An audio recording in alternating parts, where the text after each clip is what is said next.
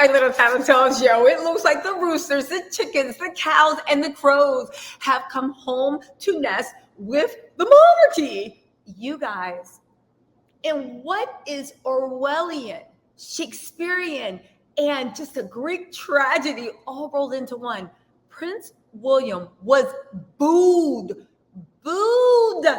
I tell you, booed while he was officiating in his official duties with the Liverpool soccer game. Now, you guys, I actually had some tattletales on the ground that as soon as I read the story, I was like, wait, didn't you go to the soccer game? And they said that it was otherworldly. There's a few theories on why they were booed. I'm going to get into that. I'm going to give you the detail. But honestly, I do want to say this. Do you want my opinion why they are booed? Because it's that age-old adage. When you dig a grave for yourself, I'm like, I just messed that up. When you dig a grave for someone, be ready to dig one for yourself. What does that mean? Prince William, in his rage and jealousy, and maybe it was all the men in gray, Buckingham, Clarence, Kensington, yes, right? They were so overwhelmed with rage at Harry and Meghan's appeal and the way they couldn't crush Meghan. Let's not forget William's affair came up. If you don't know what I'm talking about, go watch the video on the affair and a video on Rose Hannaberry. Literally, it's on my channel. It's a really good one. Oh, I should do a part 2 because there's a lot of stuff that I left out of it, right? But my whole point is, let's talk about how they were consumed with rage and jealousy, racism too. In my opinion, they wanted to push out the fact that a divorced American actress who was Black was embraced by the public and more popular than members of the royal family. They were determined to crush Meghan's spirit just as a point of policy. They let the public disrespect her. They let the press disrespect her. They actively courted. William even sent, allegedly, his right-hand man and weird flunky, Jason Knopf, he's an odd duck, in my opinion, literally sent him to testify on behalf of a tabloid in an effort to make Meghan lose her case. Now, obviously, they overestimated their importance because Meghan didn't lose her case. All it did was expose them as low lives that you would literally mobilize against your own family with a tabloid. You let the media disrespect her. You let them literally, and you brought them pegs. You even started gossip that Harry should be stripped of his title. Meghan should be stripped of his title. I say all this to say when this happened, I remember thinking, this is really stupid. Not just because it was stupid, but I remember thinking, this is really stupid because you guys exist with smoke and mirrors.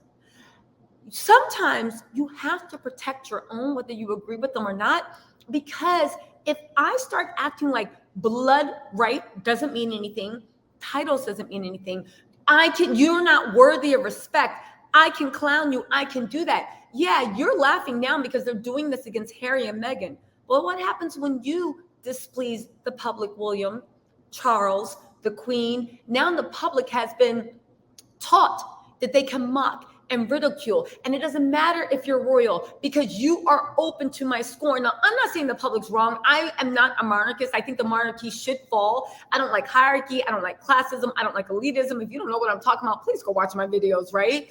However, I am saying this. I think that they taught the public to disrespect what makes the monarchy so special. And now they're shocked. The people are like, yeah, you're right. It is all BS. The fact that you had Harry, who was a blood prince, and there was legislation introduced and regular articles on how a blood prince should be stripped of his royalty because of who he married. Never mind what he did, because of who he married.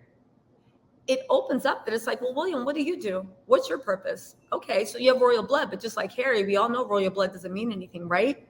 It literally took away the golden veneer, that cloud of protection, that air of respectability that I believe everybody in Salty Island literally always prescribed to. And now they're shocked in awe that the roosters have come home to nest.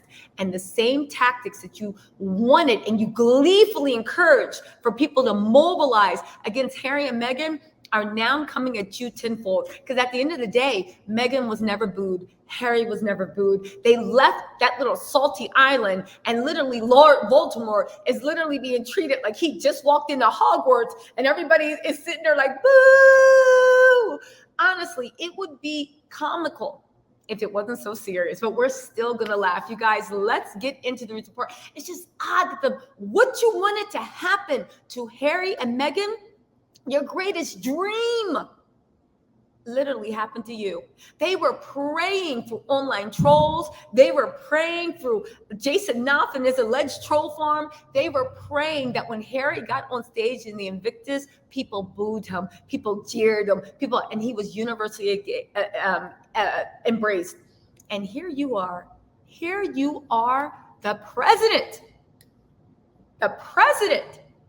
of the soccer club, and you were booed at the FA Cup final in Wembley Stadium, no doubt. And they also played the national anthem, God Save the Queen, and they booed loudly through that too. You guys, the monarchy is, George, I do not think will rule, or George he'll be like most other European monarchies where they are only figureheads and nobody takes them seriously. And you know what? They did it to themselves. It started with Diana, and Diana's son finished the job. Period.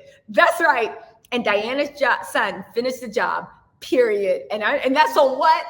That's on the monarchy is going to crumble. But let's get into this, right? This is straight from, shout out to Celeb Bitchy, said on Saturday, Prince William went solo at the FA Cup final. The final was Chelsea versus Liverpool, and the match was at Wembley. William and his football association president, an honorary title, which means watching football counts as work for him. Now listen, the Celeb Bitchy always drags William. They're so funny. Anyway, now get this, right? There was an unexpected moment at today's FA Cup final where Liverpool fans booed Prince William and the national anthem.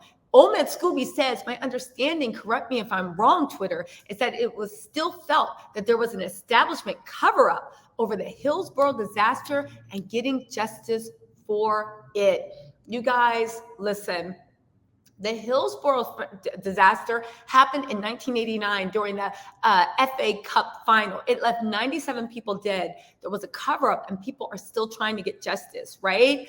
It was a cover-up. It was done by the government, and apparently the royal family did nothing to draw attention. Again, if you are soft diplomacy and you are put there to help others and charity and bring attention to travesties, and you cover up, you guys, again, this comes at the heels of the Caribbean. This comes at the heels of the Caribbean trip. William, I know he's kicking that dog, cow, cat. I know Kate is hiding under the table somewhere. You guys. I don't know what to say of this. I do just know, you know what? I do just know that George reportedly was all about football games and rugby matches. They did make the choice not to bring George to the FA Cup final, right? Because of everything that went down in the Euro final. But you know what? I think it was a really smart choice, because at the end of the day, George doesn't need to see his daddy humiliated. George has to look every day at his daddy's head for those 8 pieces of hair on the top of his head flying by, a symbol of his yonder days, and he just doesn't understand why his daddy won't just shave himself bald. But again, a villain develops, right? You cannot rush William's transformation into Lord Voldemort, Dr. Evil, okay? Again, George, thank God, did not live to see his daddy humiliated. And you guys, let me know what you think in the comments. I will talk to y'all later. Bye.